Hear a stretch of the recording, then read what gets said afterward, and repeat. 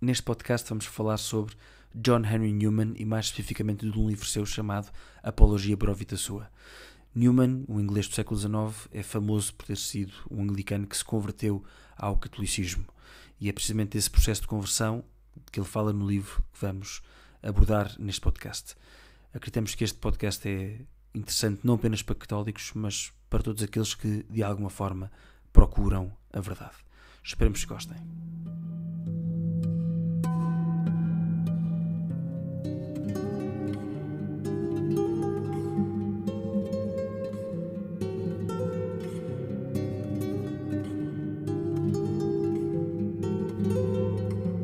Olá a todos e bem-vindos a mais um podcast Trivium, onde dois jovens falam sobre a sua procura por aquilo que é bom, belo e verdadeiro. O meu nome é Vasco e comigo está o Bernardo. Boa noite, Vasco. Então, como estás? Estou ótimo. E tu também, Bernardo? Também, muito bem. Hoje temos um daqueles episódios interessantes sobre um livro, não é? Um livro e o seu autor também. Um livro e o seu autor. Sobre um legado, na realidade. Exatamente. Enfim, eu só li um livro do autor, portanto é a única coisa que posso apresentar, mas tenho alguma ideia sobre quem é que é e quem foi o autor, por isso que aproveita-se aqui, vamos à boleia do livro também para dar a conhecer esta pessoa. Pronto, o livro é um livro que eu li recentemente, em 2020, e recomendo muito, naturalmente. O livro chama-se Apologia Pro Vita Sua e é do cardeal John Henry Newman, inglês. E para os católicos é São John Henry Newman, porque foi canonizado em 2019 pelo Papa Francisco. Já tinha sido beatificado também recentemente pelo Papa Bento em 2010. Quando foi na sua visita apostólica, pastoral, aliás. Visita de Estado ao Reino Unido. A Apologia Pro Vita Sua, portanto, foi escrito por partes em 1864, portanto é século XIX, não é? Isto é uma pessoa do século XIX, e depois foi publicado na íntegra em 1865. A Apologia, vou dizer, em vez de estar sempre a dizer a Apologia Pro Vita Sua, sempre, pronto, a Apologia é considerada um dos grandes clássicos modernos da literatura católica, e pronto, e para além também de dizer Apologia, em vez de estar a dizer sempre São João Henry Newman ou São João Henrique Newman, vou dizer simplesmente Newman, só para facilitar. Então Henrique, também podes dizer só Henrique, São as Henrique, pessoas percebem. Exatamente. São Henrique, não há muitos São Henriques. Por acaso, pelo menos um já ouvi falar. Mas pronto, fica Newman só para facilitar. Pronto, eu para falar de Newman e da sua apologia, em primeiro lugar vou ter que contextualizar o catolicismo na América, já começa bem, Na América. Em Inglaterra, não sei o que é que não está nada fácil, vamos lá ver. Não sei mesmo o que é que disse América. Em Inglaterra, no século XIX, e também vou ter que explicar o contexto em que a obra é escrita na vida de Newman. Depois faço uma breve exposição do livro, que é o objetivo central deste podcast, e acabo com alguns apontamentos na vida deste homem, deste grande santo, não é? Acho que para os católicos de facto é um grande santo. Vou só fazer aqui um primeiro reparo em relação ao título, não é? Portanto, o título da obra está escrito em latim, não é? Apologia Pro Vita Sua, sendo que o autor é inglês, não é? Mas a apologia não tem o significado de apology, que é a palavra em inglês mais parecida. Uma apology é um pedido de desculpa, não é? A apologia não é desculpa. A apologia significa uma defesa. A apologia. Portanto, a apologia Pro Vita Sua significa defesa da própria vida. Pronto, é o título. O título do livro em português seria Uma Defesa da Minha Vida, da minha própria vida. E trata-se, neste caso, portanto, de uma autobiografia. É uma autobiografia teológica. Que é apologia no sentido de apologética. Exatamente, tal e qual. Tem a mesma raiz. Exatamente a mesma raiz, tal e qual. E pronto, é uma autobiografia onde o autor defende a evolução das suas ideias teológicas. Pronto. E agora surge a pergunta, não é? Porque é que um santo inglês haveria de escrever uma defesa à história da evolução das suas ideias teológicas, não é? E também porque é que ela é considerada um clássico da literatura católica. Mas se calhar começas por apresentar, antes de responder à pergunta, começas por enquadrar a Inglaterra ou o catolicismo na Inglaterra no século XIX, não é? Tal e qual. Tal e qual, porque é muito interessante. Pronto, Newman nasceu numa família inglesa anglicana em 1801, portanto ele depois morre em 1890, portanto ele atravessa quase todo o século XIX, só se converteu a meio da vida, converteu-se em 1845, já com 44 anos, e depois de um longuíssimo percurso de discernimento, um caminho de discernimento, que já falaremos adiante. Pronto, depois converte-se em 45 e obviamente permanece católico até ao fim da vida, senão também não seria santo. Pronto, quando Newman nasceu em 1801, temos de ter noção que não havia hierarquia eclesiástica ou institucional católica em Inglaterra, ou seja, não havia dioceses, não é? Havia assim umas coisas, uns chamados distritos apostólicos, apostólicos sim, mas só que não havia dioceses, não é? Não havia hierarquia estabelecida em Inglaterra. Pronto, quer dizer, e não havia desde a reforma do século XVI, não é? Com Henrique VIII e depois também ainda mais reforçado com a sua filha Isabel. Pronto. Portanto, o catolicismo em Inglaterra no século XIX ainda era uma realidade parasita, não é? Onde a religião anglicana que era a religião oficial e era uma instituição nacional ou quase nacionalista e também propriedade do Estado, no sentido em que o monarca era o chefe dessa igreja. Para um inglês do século XIX, anglicano, Roma, que era a terra-mãe do catolicismo, ainda era símbolo de opressão e morada do anticristo, que ocupava a sede de Pedro, não era? O Papa era o anglicanista. Portanto, o anglicanismo tinha uma tendência para ser mais protestante do que católico. E é engraçado, portanto, também para dar contexto a este século XIX, os poucos católicos que foram resistindo às várias investidas anglicanas eram chamados os recusants. Recusants, que vem da palavra recusar. Porquê? Porque se recusaram a obedecer ao monarca de Inglaterra enquanto chefe da igreja e mantiveram-se sempre fiéis ao Papa. Não é? Portanto, havia famílias de recusants que se tinham mantido sempre fiéis ao Papa, mas só que eram naturalmente discriminadas. Tinham que pagar uma taxa ou, se quisermos, uma multa por não participar nos serviços litúrgicos anglicanos, ou também eram punidas publicamente por se recusarem a declarar publicamente que não acreditavam no mistério da transubstanciação nem do sacrifício da missa, não é?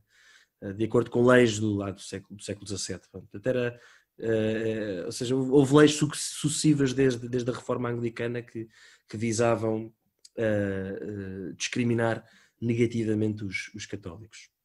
Por exemplo, um católico não poderia nunca ter um lugar no Parlamento inglês, era impensável, não é? E só a partir de 1829 é que começou a chamada emancipação católica, não é? Em inglês diria Catholic Emancipation, onde a pouco e pouco estas leis anticatólicas foram revogadas, não é? Mas também é uma coisa interessante, não só no século XIX, mas até há muito pouco tempo, até 2013, só em 2013 é que foi revogada uma lei em que afastava a possibilidade de suceder ao trono inglês qualquer pretendente que casasse com uma pessoa católica, não é? Portanto, vamos imaginar, por absurdo, que a princesa Diana era católica, não é? Se o príncipe Carlos, quando se casou com ela nos anos 90, anos 90 não, anos 80, acho eu, anos 80 sim, peço desculpa. Se ela fosse católica, o príncipe Carlos perderia o direito de suceder ao trono. Portanto, e só em 2013 é que essa lei foi revogada, não é? Mas ainda hoje em dia um católico não poderia ser rei de Inglaterra, e por motivos óbvios, porque, quer dizer, era o fim da igreja anglicana, pelo menos tal como a conhecemos. Pronto. Voltando ao século XIX, e para percebermos um bocadinho melhor o contexto em que vive Newman, só voltou a haver hierarquia católica em Inglaterra em 1850, com a bula papal Universalis Ecclesiae do Papa Pio IX, não é? E que mesmo assim teve resistência em Inglaterra, e que na altura estabeleceu 12 dioceses em Inglaterra. Mas atenção, uma vez mais, não é por regressar à hierarquia católica em Inglaterra que a religião foi bem aceita, não é? Portanto, ao longo do século XIX existe um forte preconceito contra a religião católica, e uma conversão ao catolicismo era um acontecimento, não é? Na medida em que implicava quase um corte com a vida passada, não tanto por vontade do convertido, mas por aqueles que se escandalizavam, não é? Os anglicanos se escandalizavam com essa conversão. Isto continua também pelo século XX, atenção, pá. Bernardo, tu deves saber o exemplo da mãe de Tolkien, não é? Mabel Tolkien, chamada assim. Exatamente. Que se converteu, não é? Portanto, o Tolkien só era católico porque a mãe se converteu, a mãe já viúva, e depois de se converter... E por se ter convertido foi abandonada pela família. Completamente, exatamente. Mas abandonada a sério, ou seja, deixaram de apoiar financeiramente, até ela era viúva, enfim, era viúva e tinha 2 filhos para sustentar e foi completamente abandonada, não é?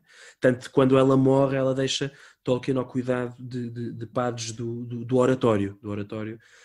Agora não sei por acaso se é o oratório de Oxford, eu creio que não é Oxford, é impossível, que é do século XX. Deve ter sido no oratório de Birmingham. Mas enfim, depois fica por confirmar. Mas é interessante porque quem fundou o oratório de Birmingham, como veremos, foi Newman. Ou então foi o de Londres, já não sei. Estás a estragar a Peço desculpa, exatamente. Mas pronto, ou seja, a mãe de Tolkien, como Chesterton ou Oscar Wilde, já no leito da morte, ou Evelyn Waugh, são famosas conversões ao catolicismo de ingleses. Mas não são da mesma leva do John. Não, são de uma segunda leva, exatamente. Do Henrique. Do Henrique. São de uma segunda leva, ou seja, esta primeira leva de conversões ocorre no século XIX e o grande nome, não é? A grande conversão é o John Henry Newman. Peço desculpa. Extraordinário. Então, e quem é que é Newman e em que contexto é que é escrita a apologia? Sim, exatamente. Combinamos que íamos falar, era apologia, íamos dizer só apologia. Como é que é escrita a apologia? Quem é que é Newman, então? Apologia basta, exatamente. Portanto, Newman, começando por assim, brevíssima a biografia de Newman, portanto, ele nasce anglicano, não é? 1801, já disse há pouco, converte-se em 1845, pronto. Já vamos abordar um bocadinho mais estes primeiros anos da vida, mas ele em 45 era padre anglicano já desde 1825, portanto há 20 anos já era padre, e vivia desde 1817 em Oxford.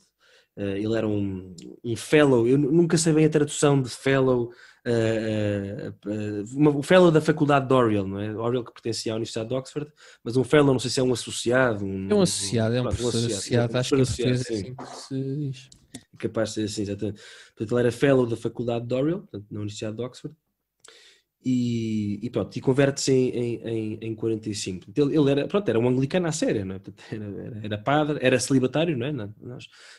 Como sabes, os padres anglicanos podiam casar, mas ele desde cedo sentiu a vocação para o celibato. É muito engraçado, ele escreve isto na Apologia, que nunca teve de facto vontade de casar. Sempre. Aliás, não teve vontade de casar, sempre sentiu o chamamento ao celibato.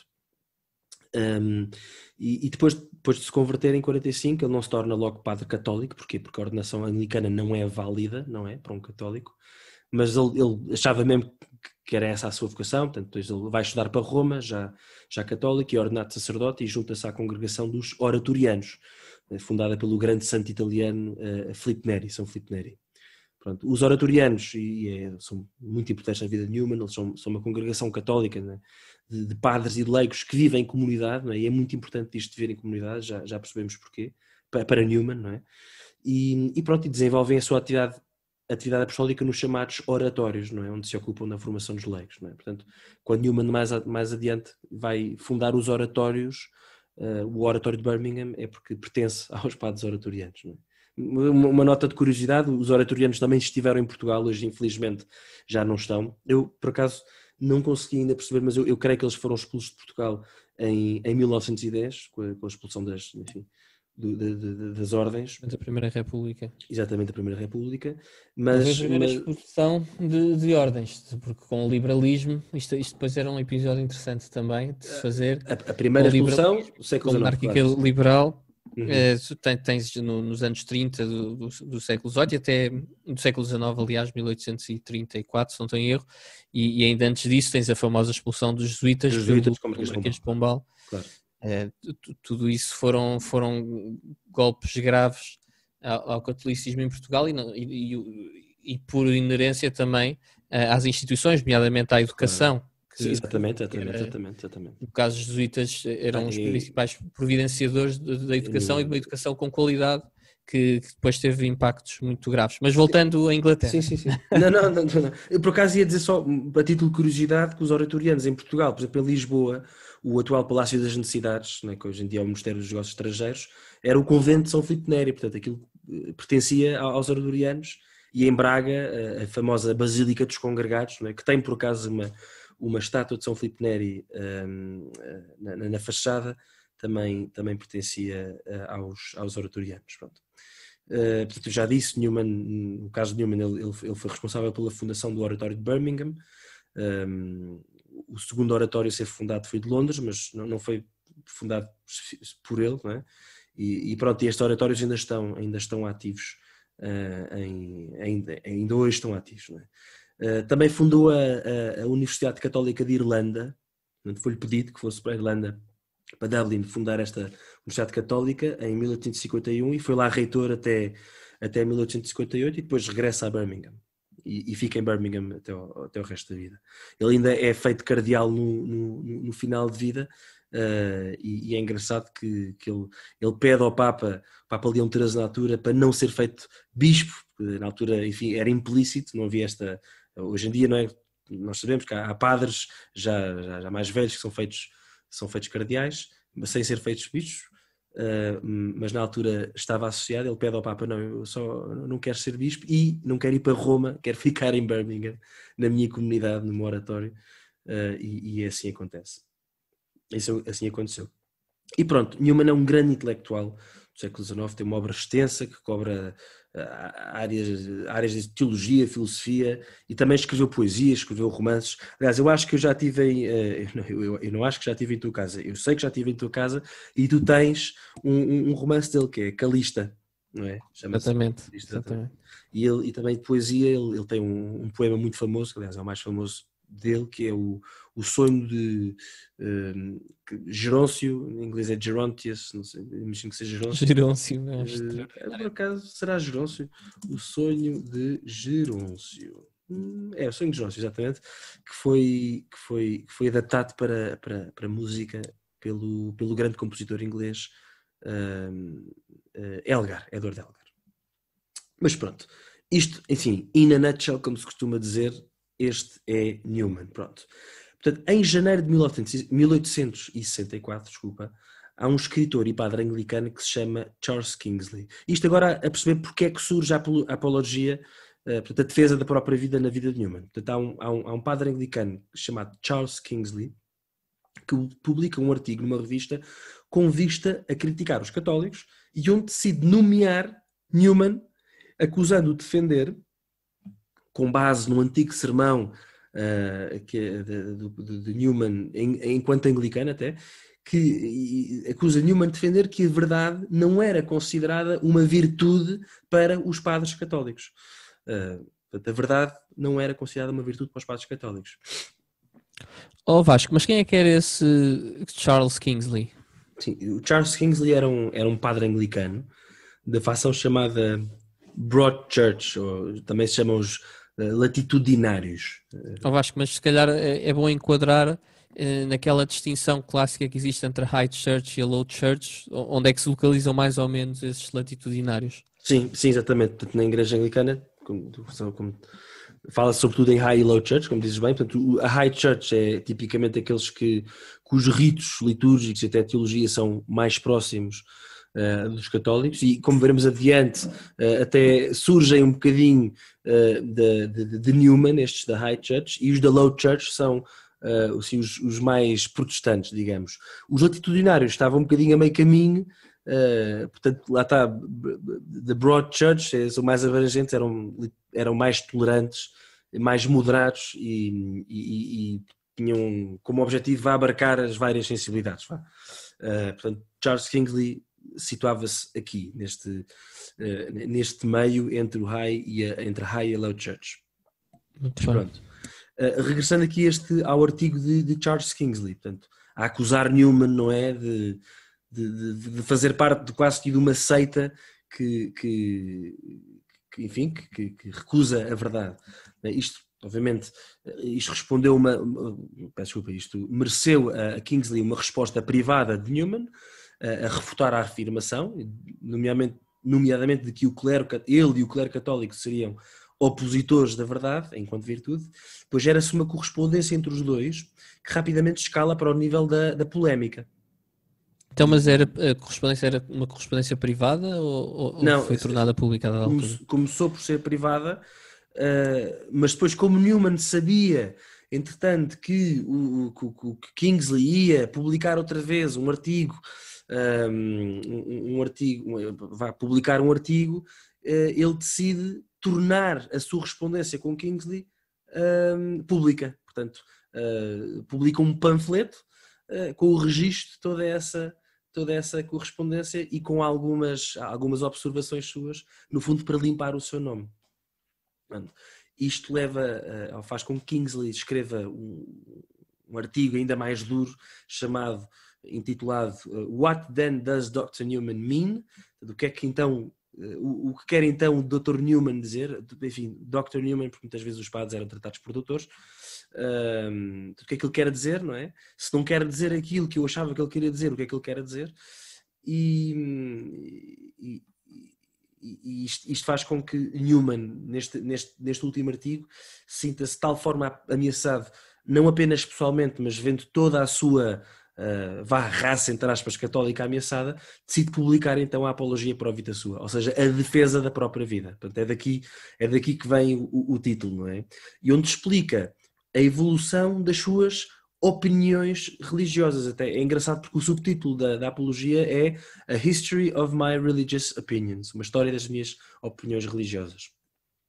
Isto depois, na altura, à semelhança daqueles grandes romances que eu gostamos tanto, né, dos Dostoiévskis, do século XIX, a Apologia também é publicada por partes, não é? E é sempre publicada por partes, todas as semanas, e aquilo teve assim um forte impacto e causou muita impressão no público inglês, e hoje em dia é mais do que reconhecida a vitória de Newman nesta polémica contra Kingsley, não é? E pronto, e portanto cai por terra o argumento de que a verdade e a procura pela verdade não seria uma virtude para qualquer católico. Não é? Mas Newman disse mesmo isso num sermão e depois mudou de ideias? Ou é mais complexo. Não consegui perceber exatamente. É mais complexo. Okay. É mais complexo. Primeiro é um sermão escrito na altura anglicana. Depois é também fruto de... imagina, aquilo eram sermões publicados, não é? Portanto, o Newman tem os sermões deles publicados mesmo, editados e publicados. E depois foi colocando alguns acrescentos e afins. Eles explicam bem aqui, pelo menos na edição que eu tenho, explicam isso, mas ou seja, ele nunca defendeu, efetivamente, sobretudo enquanto católico, atenção, enquanto católico, nunca defendeu que a verdade não fosse enfim, uma virtude. Uma virtude, sim, desculpa. Agora estava a faltar que a verdade não fosse uma virtude, né? Nunca defendeu isso. Até um bocadinho mais... Sim, mas na altura católica naturalmente não disse isso. A minha questão era se de facto teria dito isso num sermão antes da sua conversão ou não. Mas já percebi que a resposta não é sim ou não. Sim, não é uma questão de sim ou não. Eu há pouco fui injusto, porque nem enquanto católico, nem enquanto anglicano, Newman alguma vez promoveu ser-se contra a verdade, até porque toda a vida dele foi uma procura pela verdade. Deixa-me também voltar aqui um bocadinho atrás. Eu no livro que tenho, na edição que tenho, há uns anexos no fim, em que ele, escritos por Newman, e o último dos anexos, ele responde pormenorizadamente, peço desculpa, a Kingsley a cada uma das acusações que são feitas assim no tal artigo. Pronto. E ele até, creio que são 38 ou 39 acusações às quais ele responde, e não deixa margem para dúvidas, não é? Por isso daí eu ter dito que Newman vence este debate. Pronto. E o que acontece na realidade é que da parte de Kingsley que há, por um lado, uma descontextualização daquilo que são as palavras de Newman, e por outro lado há também um desconhecimento daquilo que é a doutrina católica.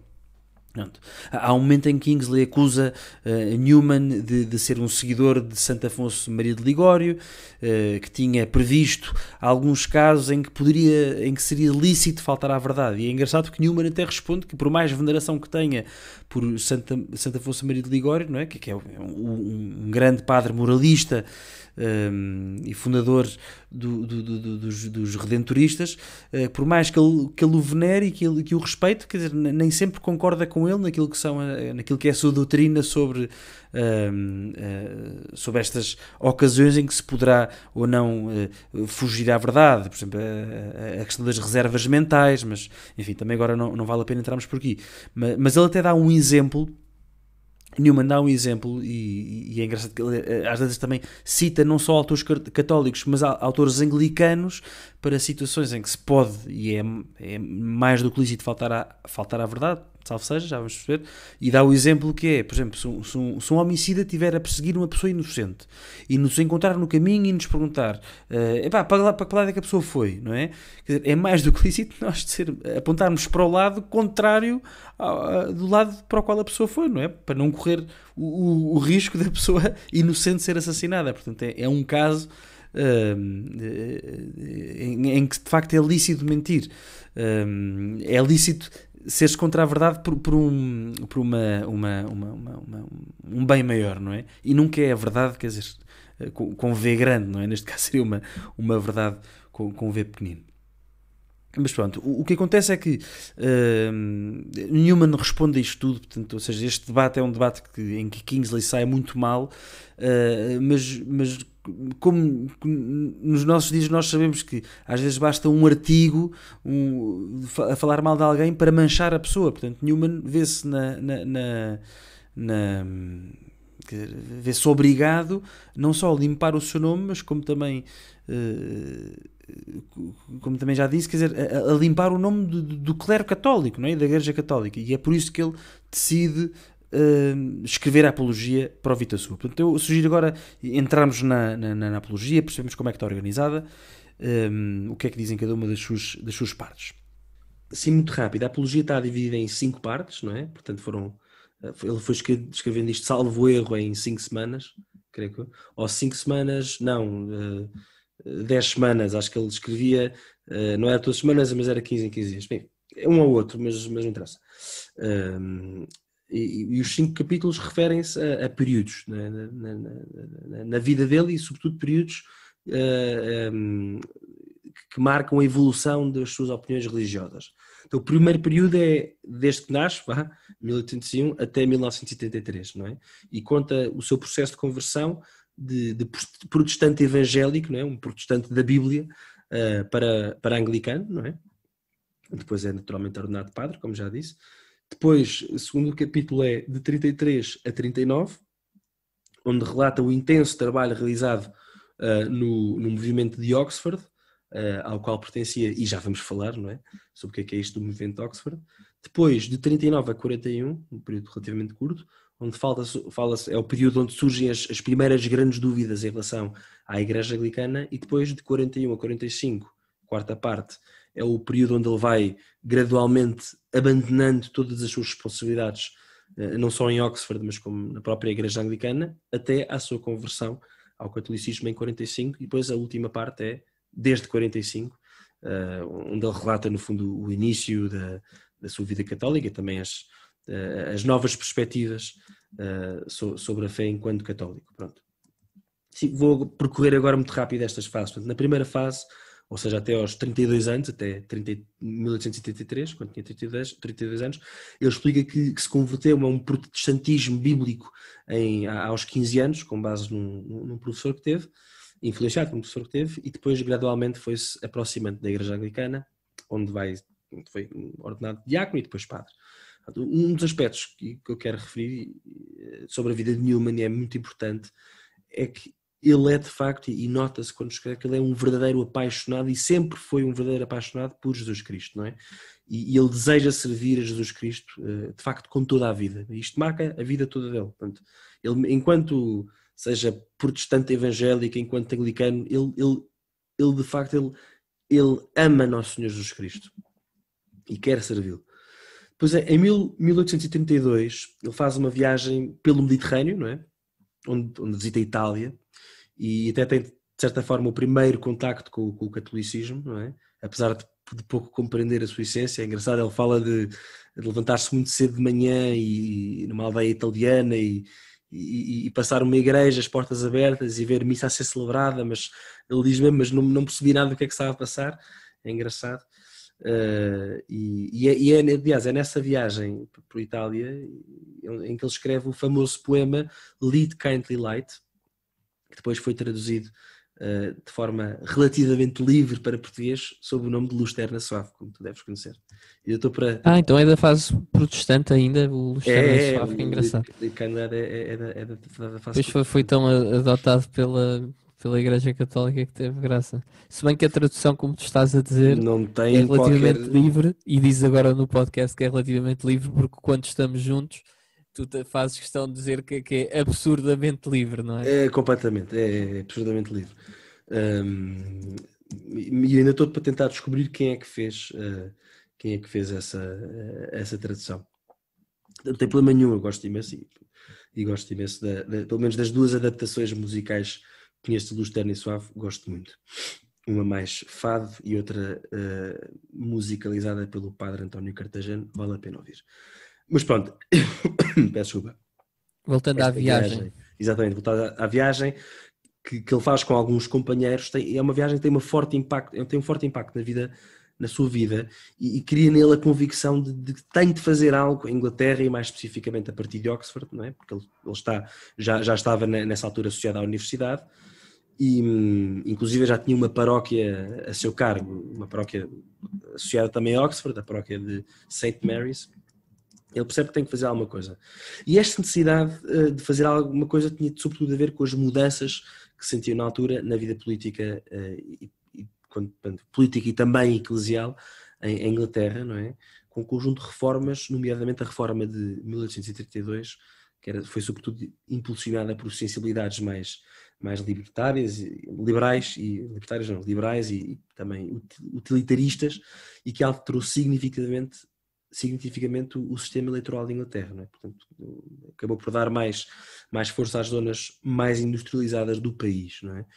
E isto tudo acontece numa Inglaterra, de certa forma, já degradada pelo industrialismo, não é? Onde as velhas formas de vida agrária são substituídas por aquelas cidades sujas e pela miséria que nós conhecemos dos romances de Charles Dickens, não é? Portanto, Charles Dickens é daquela altura, não é? Quando ele lê Oliver Twist, Tempos Difíceis, portanto, aquela é a Inglaterra de Newman. E em Oxford também se via um ambiente de liberalismo em relação à própria igreja anglicana, não é? Privilegiando onde era privilegiada uma visão mais abrangente e protestante da religião anglicana. E o Newman, que era um anglicano conservador, não é? Portanto, foi-se tornando nesta sua evolução das opiniões religiosas, foi-se tornando cada vez mais conservador e sobretudo era também uma coisa curiosa, ele era um especialista nos padres da igreja e ele privilegia uma visão da igreja anglicana de todo liberal, mas sim como se a igreja anglicana fosse verdadeiramente de sucessão apostólica. E sendo sucessão apostólica deveria manter as suas tradições e não abrir só protestantismo como queriam, por exemplo, os chamados latitudinários, dos quais fazia parte Charles Kingsley, de que já falámos. Sim, é curioso, desculpa estar a interromper, estava aqui a lembrar-me que as grandes histórias, ou a maior parte das grandes histórias de conversão de protestantes para o catolicismo é precisamente quando os protestantes começam a procurar as raízes históricas da religião cristã, no fundo. Exatamente. E quando se deparam com os padres da igreja, é muito raro, principalmente se tiverem um bom coração, uma certa humildade, é muito raro não se acabarem por converter ao catolicismo, não é? É interessante. Sim. E já vamos ver adiante, quer dizer, Newman era mesmo uma autoridade em termos dos padres da igreja e das heresias também dos primeiros séculos, mas já lá vamos. então, regressando aqui ao todo o ambiente que se viu em Inglaterra, não é? Desta tendência do liberalismo, não é?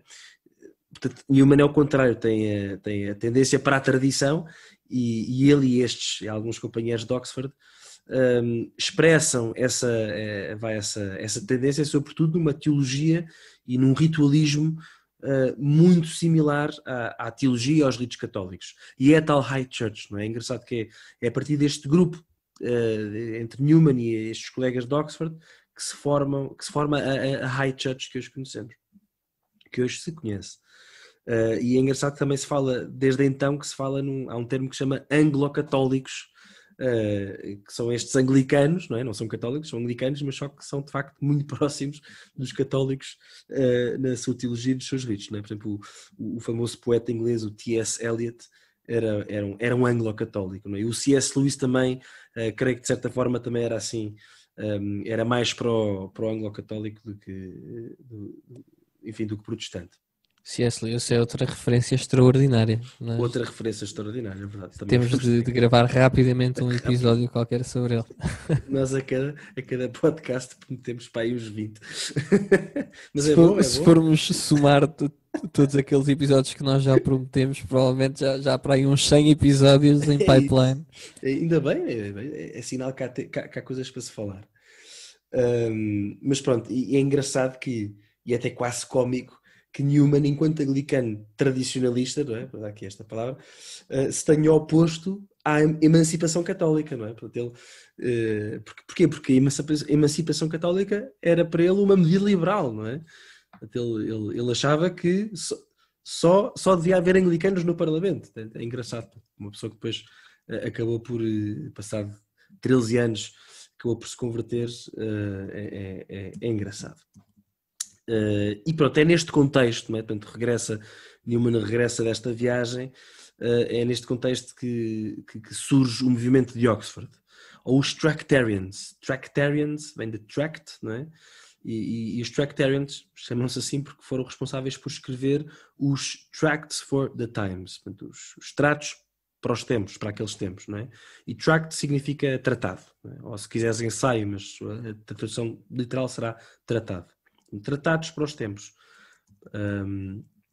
E o que é que são estes tracts? São um conjunto de ensaios escritos ao longo dos anos, onde os autores defendiam e reivindicavam uma interpretação de um anglicanismo tradicional, pronto, que tivesse em conta a sua, vou colocar entre parênteses, suposta presença à Igreja Católica, como se a Igreja Anglicana fosse um outro ramo ao lado das outras igrejas, como a de Roma ou a grega ortodoxa, não é? Portanto, quando Newman, enquanto anglicano, fala a Igreja Católica, não fala à nossa Igreja Católica, fala a uma grande igreja que tem vários ramos, e um deles é o anglicano, outro é o de Roma, outro é o grego, por exemplo. Interessante. Portanto, para ele, Roma, apesar de ter caído na apostasia, não deixa de ser, ou na idolatria, não deixa de ser uma igreja irmã. Para ele e para estes companheiros. Portanto, Newman é responsável por cerca de 1/3 destes 90 tracts que vão sendo publicados, e ele torna-se um acérrimo defensor da teoria de que a Igreja Anglicana seria uma via média entre o liberalismo protestante e o absolutismo católico, não é? E a via média é a grande contribuição dele para a teologia anglicana, enfim, quando ele era anglicano. Portanto, ele acha que eles é que estão bem, porque estão no meio dos protestantes, que são os liberais do pior, e os católicos, que são os absolutistas do pior. Portanto, este movimento de Oxford ganha de facto muitos adeptos e logo também muitos opositores, é normal, e no período de 33, que é quando se considera que começou, até 1841. Portanto, é importante, e, portanto, Newman já disse, né? Ele sabe que a Igreja Católica é uma igreja irmã, e reconhece coisas boas na Igreja Católica, mas só que não prevê nesta altura, nesta década dos 30, não prevê nenhuma conversão ao catolicismo, está completamente fora de questão. E para ele, por exemplo, o Papa, por causa de velhos preconceitos, continua a ser um monarca tirano, não é? mais próximo do anticristo do que do servus servorum Dei, não é? Do servo dos servos de Deus. Portanto, uma coisa que me marca mesmo ao ler a Apologia na vida de Newman é a sua procura pela verdade, não é? E sobretudo o ser suficientemente livre para pensar pela própria cabeça, não é? Ele é um grande defensor e sê-lo-á também enquanto católico, um grande defensor da consciência, não é? Obviamente sempre que devidamente orientada pela autoridade que é a Igreja Católica, isso não põe isso em questão.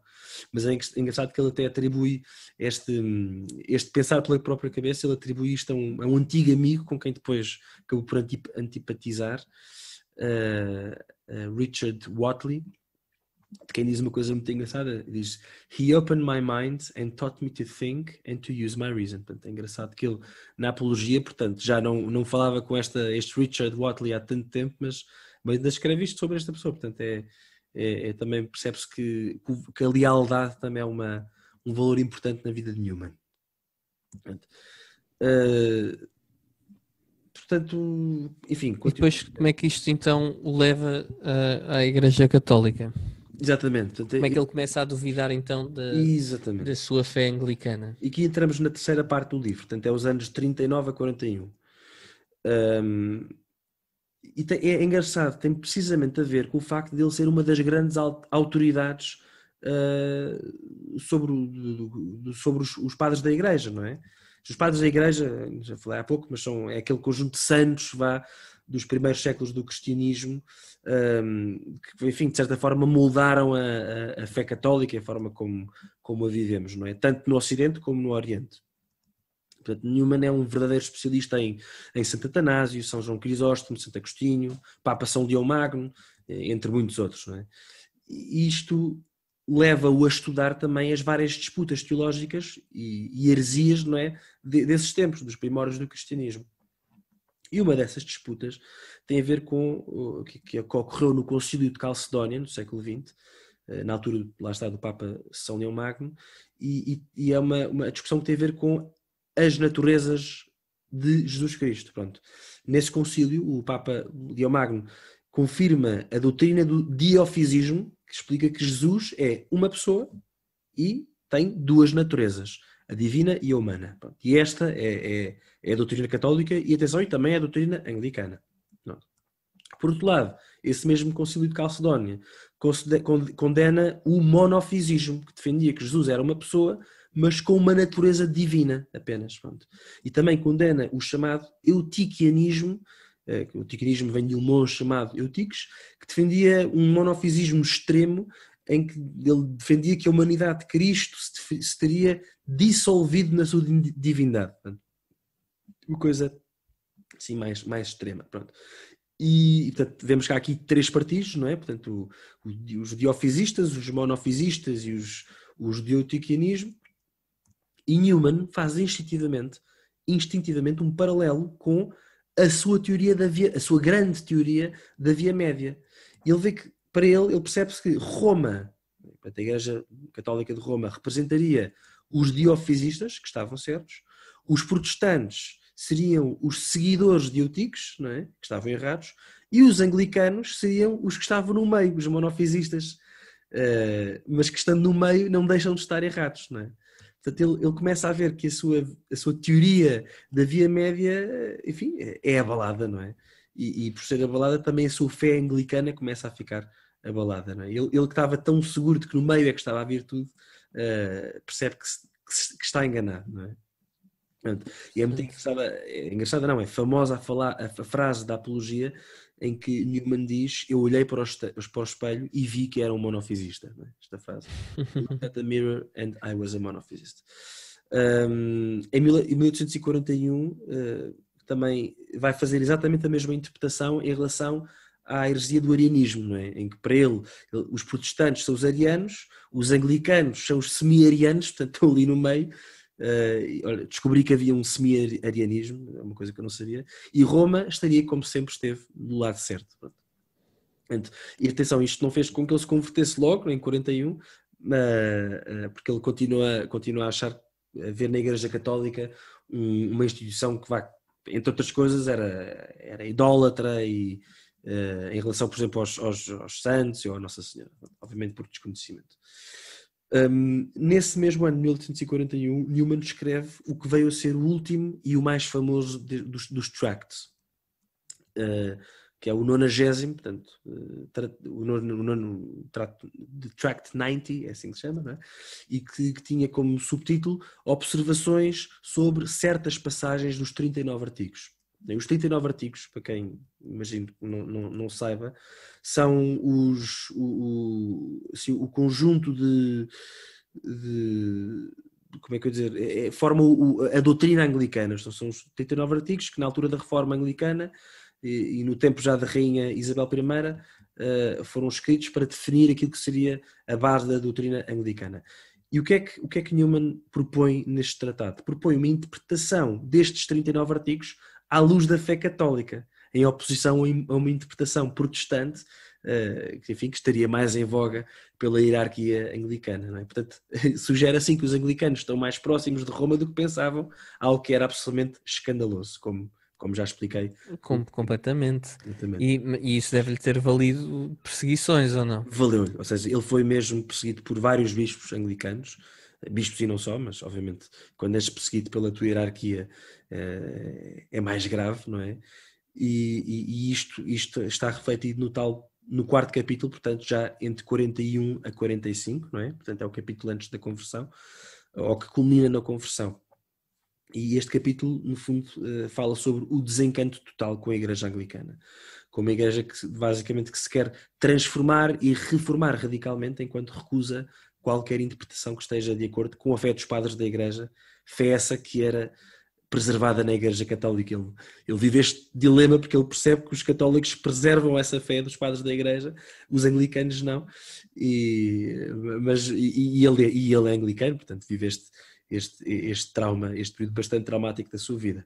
Portanto, é neste período de 41 a 45 em que ele percebe que já não tem condições, não é, para se manter enquanto vá líder até destes Tractarians, não é? Tanto que este 90º tratado é o último dos que são publicados, e ele vai a pouco e pouco abandonando, por exemplo, deixa de ser pároco na igreja de St. Mary's, deixa de se envolver em controvérsias de fé e vai viver para Littlemore. Littlemore é, tanto quanto sei, é perto de Oxford. Ele tinha lá comprado uma casa e inclusive creio que também ajudou a construir uma igreja, a angariar fundos para construir uma igreja em Littlemore, e vai para lá com alguns dos seus seguidores, não é?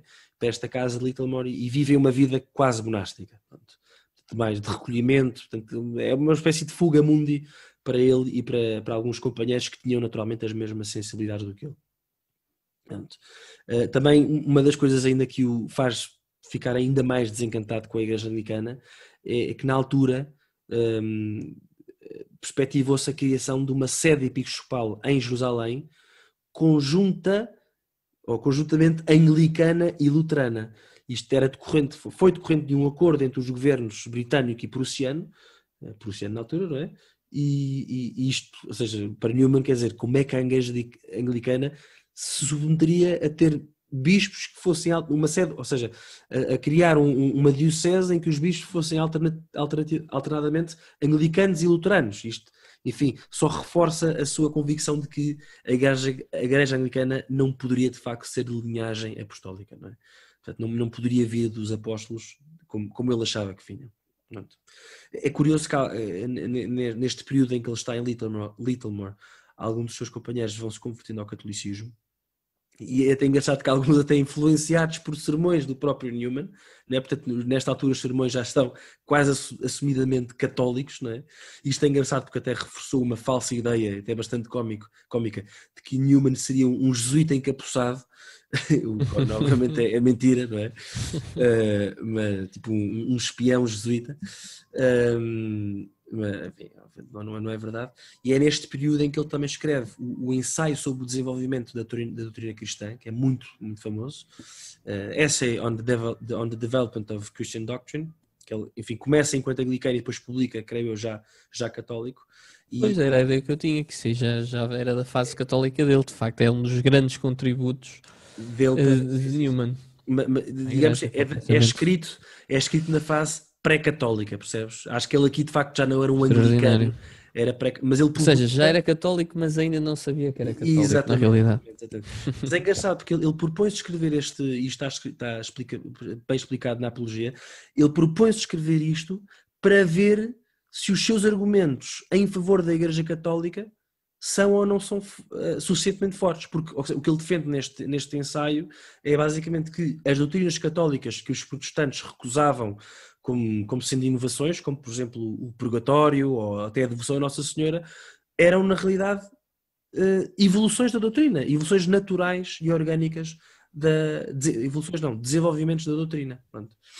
Ele defende isso, e depois de facto ele apercebe-se que os argumentos dele são de facto fortes, portanto não desiste desse ensaio.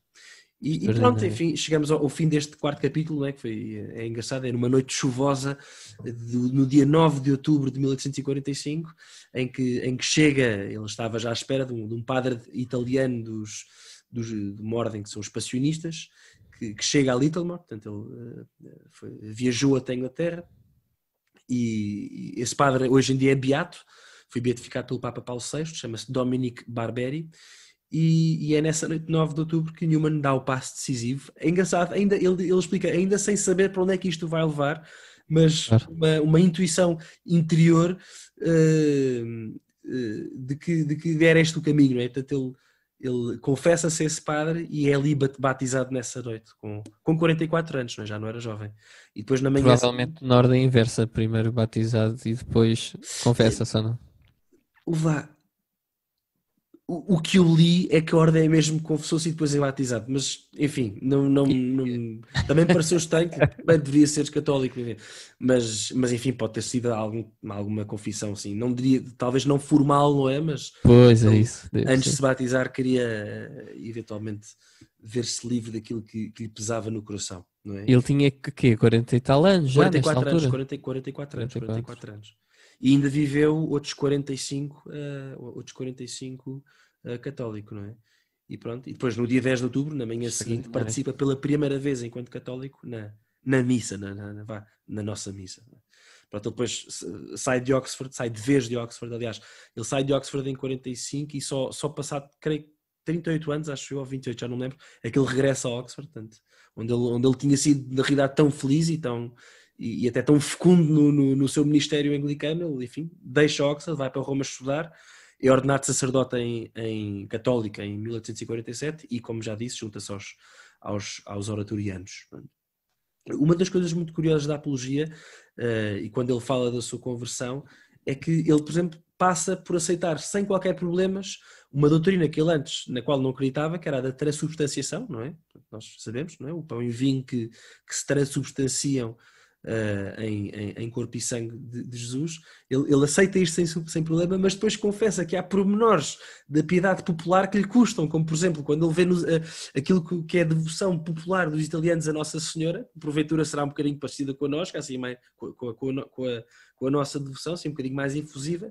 Isto para ele, pronto, custa-lhe um bocadinho a perceber, mas percebe que isto não mexe nem compromete com fé, são sensibilidades. É engraçado que ele diz isso, não é?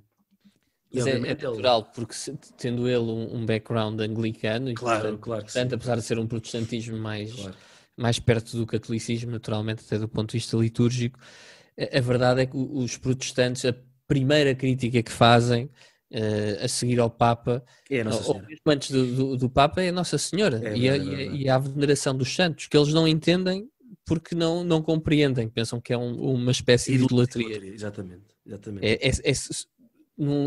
Se tu quiseres uma caracterização assim mais fácil, se quiseres, ou mais resumida daquilo que é o principal argumento dos protestantes, é precisamente essa, é que os católicos são idólatras porque adoram imagens e portanto nós como somos fiéis à Sagrada Escritura, não podemos ser católicos. Exatamente. Que é um mau entendimento, nós sabemos que é um mau entendimento, mas é verdade que é o que a maior parte dos protestantes pensam.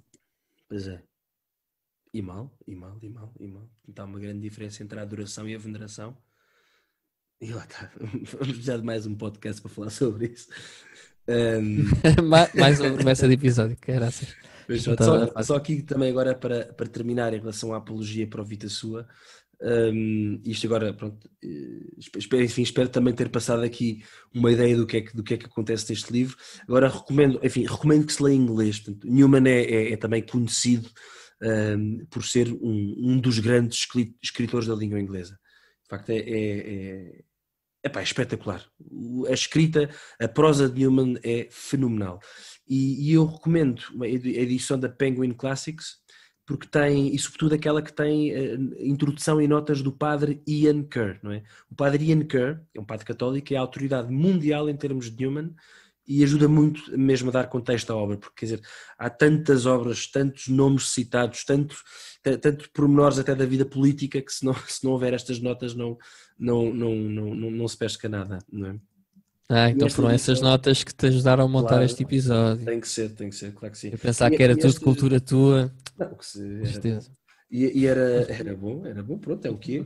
Mas esta edição até é boa porque tem depois já nos anexos, tem toda a tal correspondência entre Newman e o Kingsley, que é muito engraçada, e que deu origem à apologia. Portanto, Penguin Classics com as notas do padre Ian Kerr é aquilo que eu recomendo.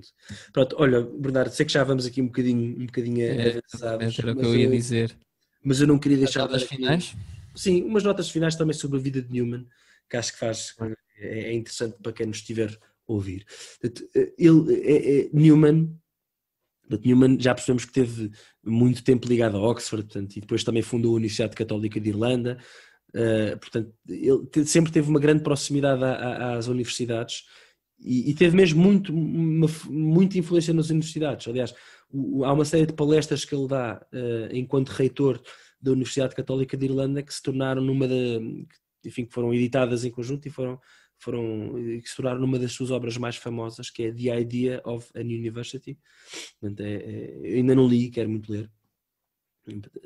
E é muito interessante que na América do Norte há muitos centros universitários católicos que são os Newman Centers. Portanto, se alguma vez vis um Newman Center, vem de John Henry Newman, do santo. E é engraçado pronto, já sabias, mas eu quando eu fiz Erasmus no Canadá, já há posso dizer já há uma década, já posso dizer isso, eu próprio frequentei um destes Newman Center. Exatamente. E na altura não ligaste ao som? Não liguei tanto. Aliás, provavelmente nem sabia, porque ele foi beatificado pelo Papa Bento XVI em setembro de 2010, portanto, estava eu no Canadá, mas provavelmente nem sabia que ele estava a ser canonizado, beatificado, peço desculpa. Mas eu lembro-me, fui lá uma vez à missa, uma vez à outra. Mas é engraçado que Newman, temos que ter noção dessas coisas, não é? Hoje em dia, por exemplo, tu, que és um viciado naqueles grandes filósofos tipo Peter Kreeft e no Matt Fred, etc. No século XIX... O Matt Fred não é um grande filósofo. O Peter Kreeft sim, mas... Eu disse aqueles grandes filósofos como o Peter Kreeft, depois saltei para... E aqueles apologistas católicos como o Matt Fred, mas é interessante, no século XIX, ou melhor, até o século XIX, não havia propriamente literatura católica escrita em inglês, e o Newman é o início dessa literatura católica em inglês. Que engraçado. Por isso é que também influenciou muito o mundo anglo-saxónico, não é? E depois esta literatura católica, que, enfim, como tu sabes, depois com Chesterton, Evelyn Waugh, Graham Greene e tantos outros, Robert Hugh Benson vai sair reforçada, ela será mais profunda. Pronto. Depois uma apontamento engraçado, o Papa Leão XIII, que é quem o faz cardeal, fala dele como sendo il mio cardinale, portanto era assim o cardeal predileto de Newman, engraçado. E depois também falava há pouco da via média, não é? Portanto, ele tinha-se enganado enquanto anglicano na sua via média, mas quando ele se torna católico, ele encontra-se uma vez mais numa outra via média, mas que tinha a ver com a infalibilidade papal, não é? Portanto, ele vive, não é, o Concílio Vaticano I, onde é definida a doutrina da infalibilidade papal. Ele encontra-se no meio entre aqueles que rejeitam completamente a infalibilidade papal e os chamados ultramontanos, não é? Que atribuem ao Papa, podemos dizer, poder em demasia, não é? E até é uma coisa muito atual, porque muitas vezes um Papa hoje em dia diz uma coisa e há logo quem queira, das várias fações, há logo quem queira atribuir essa palavra. Sim, das várias fações dentro ou fora da igreja, não é? No caso do Papa Francisco, por exemplo, muitas vezes até são as pessoas fora da igreja que se aproveitam de algumas coisas descontextualizadas que o Papa Francisco diz, não é? E que invocam mesmo a infalibilidade papal, porque as pessoas acham que a infalibilidade papal é o Papa espirra e sai da doutrina, mas não é assim, não é? Mas o Newman estava no meio, não é? Portanto, o Newman defendia, e é aquilo que se acaba por verificar, não é? Defendia uma infalibilidade papal com um âmbito de atuação muito muito limitado, não é? Muito restrito, não é? E quer dizer, quando nós vemos quer dizer, a infalibilidade papal mais recente, ou a declaração infalível de um Papa mais recente foi quando Pio XII declarou o dogma da Assunção de Nossa Senhora em 1950, portanto ele também, creio que acabou por neste caso, acho que encontrou a via média certa. Mas pronto, enfim, agora já estamos mesmo adiantados, um podcast é sempre pouco para falar sobre um grande santo como este, portanto, acima de tudo é esperar que enfim, que este homem seja mais estudado também por estas terras, por Portugal. Creio que há muito de facto para aprendermos sobre este homem, não é? Uma coisa que ele dizia com alguma piada, ele dizia assim, uma coisa assim do género, dizia Newman, não é? Ele dizia: quando eu era anglicano a minha vida era tranquila, mas a minha fé era complicada, mas quando me tornei católico a minha fé tornou-se fonte de tranquilidade e a minha vida tornou-se complicada. Então é um bocado engraçado, e é engraçado que acho que um bom programa de vida para qualquer católico é uma fé segura, mas uma vida complicada. Acho que é aquilo que nos resta, enfim, é aquilo que marca a vida de um católico, não é? As vidas nunca são fáceis. E sobre Charles Kingsley, só mesmo para matar este episódio, quando ele morreu, o Newman rezou a missa por ele. Porquê? Porque estava-lhe francamente grato, porque Kingsley deu-lhe a oportunidade de se defender na sua autobiografia, não é? Na apologia, e consequentemente poder ter defendido a fé católica, não é? E acho que isto resume mesmo quem foi Newman, não é? Que foi um gentleman inglês, um verdadeiro gentleman. Muito bem, Vasco, e acho que chegamos assim ao fim do nosso episódio. É verdade. Não será certamente o único sobre Newman. Quando acabares de ler, ou quando leres a ideia de uma universidade, por exemplo, esperamos aqui que depois o venhas apresentar ao episódio, e acho que podemos concluir este episódio, não? Podemos, sim, senhora. E com a frase do costume. Com a frase do costume. Hoje é tudo. Hoje sou eu? Uma honra, não mereço. Num sumedinhos. Exatamente. Então este foi mais um podcast review. Não se esqueçam de colocar like e subscrever e partilhar o nosso podcast. Tem também os links para as nossas redes sociais na descrição do vídeo. Mas acima de tudo, que as vossas vidas e as nossas sejam uma procura por aquilo que é bom, belo e verdadeiro. Até à próxima, Vasco. Até à próxima, Bernardo, e a todos. Adeus a todos. Muito obrigado.